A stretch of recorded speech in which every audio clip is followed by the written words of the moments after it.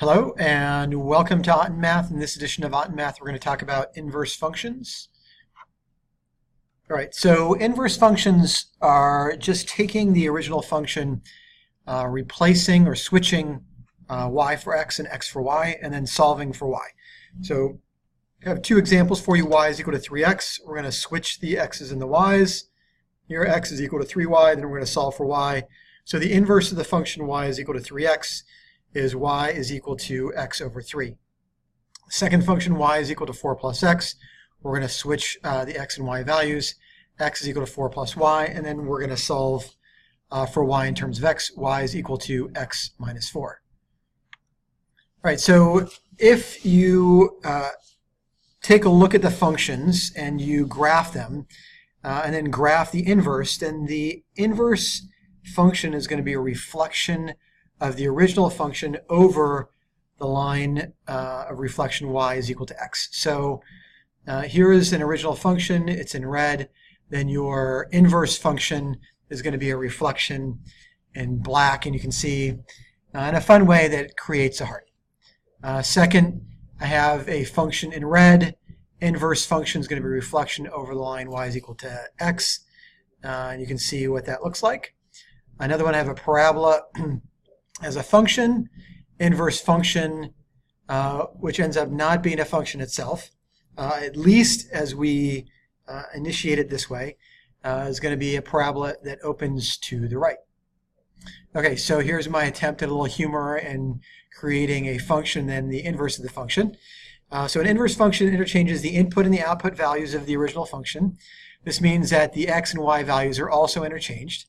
The graph of the inverse function is a reflection of the graph over the line of reflection y is equal to x, and that's everything that I just went through in the prior couple slides. So inverse function exchanges input and output, means the x and y values are also interchanged. The graph of inverse function is a reflection of the graph of the original relation over the y is equal to x axis, and y is equal to x axis is this line here, and that is the line of reflection. All right, so we write inverse of g of x as g and then a negative 1 in the area that it was typically associated with the exponent. However, it is not an exponent value. So inverse of x can be written, inverse function of g of x can be written this way, not to be confused with g to the power of negative 1. All right, so don't get confused, g to the negative 1 of x. If y is equal to x plus 2, then it switches the x and y's, x is equal to y plus 2, y is equal to x minus 2. And if I take the function x plus 2 to the negative 1, I end up with 1 over x plus 2. So you can see visually that inverse function of x is not the same as x function of x, or some value of a function x to the negative 1. So inverse function is not, it's identified this way, but it's not taken to the power of negative 1. All right, so this is your classwork. I'm going to pause here while you complete this, and then we'll go through the answers. So what are the inverses of these functions? I'm going to pause and come back. All right, so g of x is equal to 4x. Again, write the function, exchange x and y, x is equal to x over 4. And I can write this g of negative 1 of x is equal to x over 4. Second one, y is equal to 3x plus 2, switch x's and y's, solve for y, x minus 2 over 3, g of negative 1 of x, inverse function of g of x is equal to x minus 2 over 3. So pretty straightforward here. All right, third, g of x is equal to 2x minus 1, y is equal to 2x minus 1, switch the x's and y's, x is equal to 2y minus 1, and then I'm going to add 1 to both sides and divide by 2 to solve for y. Inverse function of g of x is x plus 1 over 2. Last one, g of x is equal to 4 minus 5x, y is equal to 4 minus 5x, switch the x's and the y's, x is equal to 4 minus 5y. I'm going to add 5y to both sides. Well, I'm going to subtract 4 from both sides and divide by negative 5. X minus 4 over negative 5 is the function g of negative 1 of x. All right, so now let's talk about restricting the domain. And we can talk about this in two ways.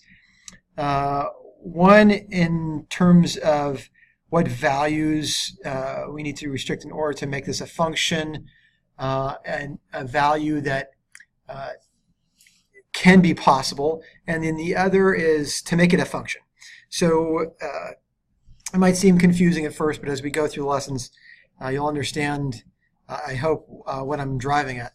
So first we're going to restrict the domain to make the function possible, and then we're going to talk about how to make a function, the inverse function, a function.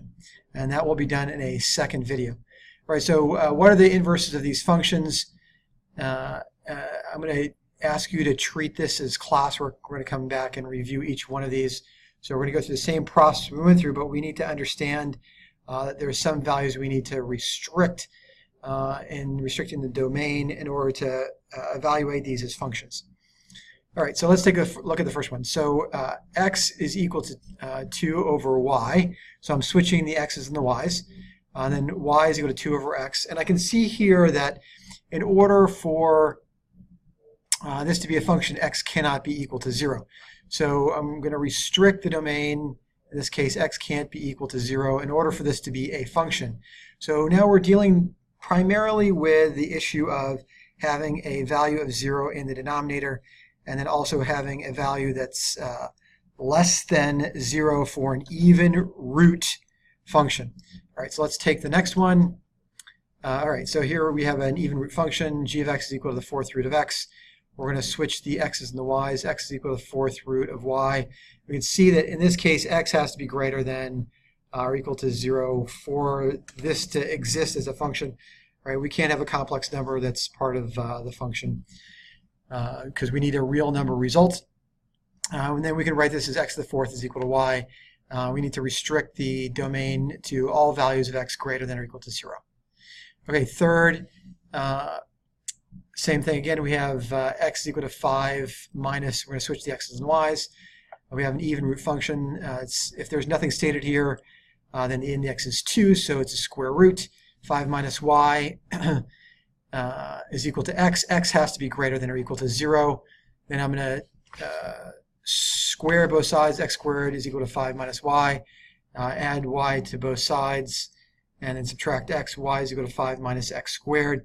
So again, restricting the domain so that x is greater than or equal to 0 and rewriting the function in terms of y. Okay, next, this is the same problem, I believe. It's the same problem.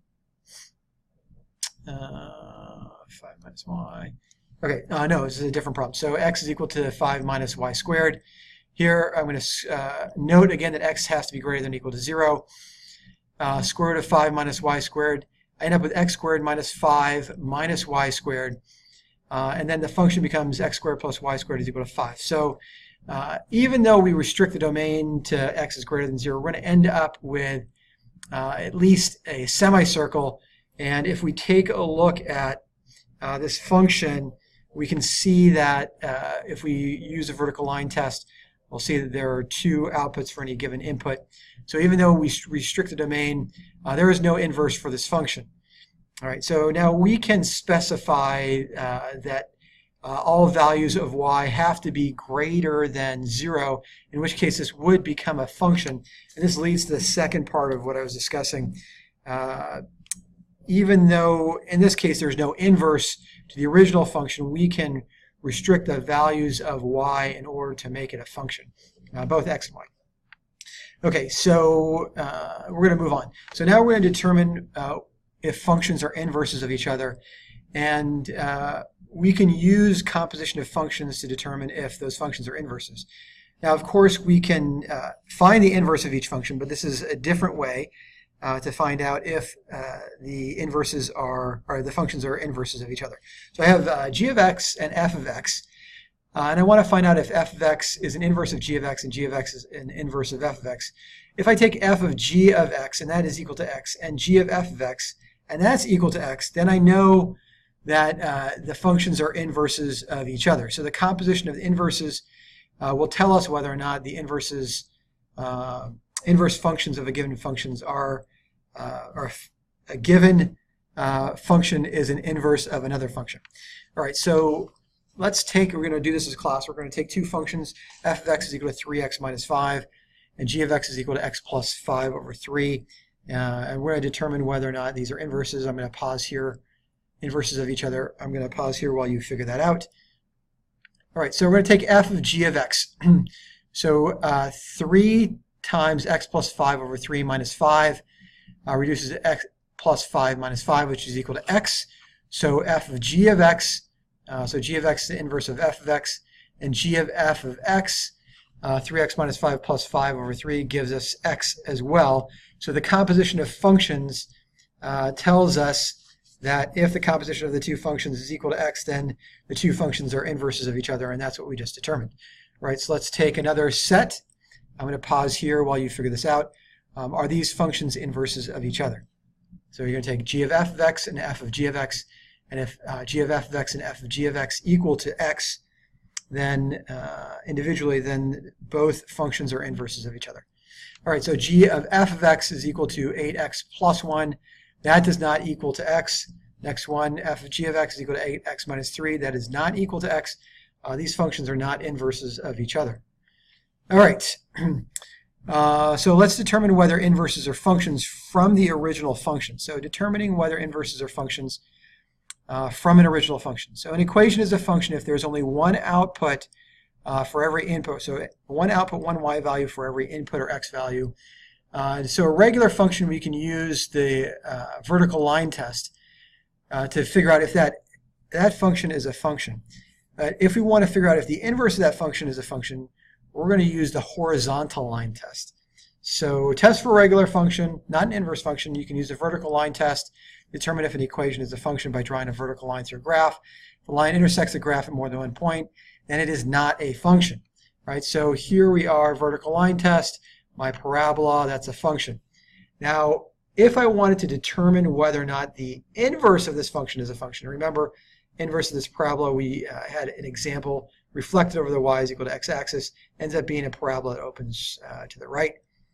We know that the inverse of this function is not a function just by taking the vertical line test on the inverse function. However, we can use the horizontal line test to determine if the inverse of the original function is a function.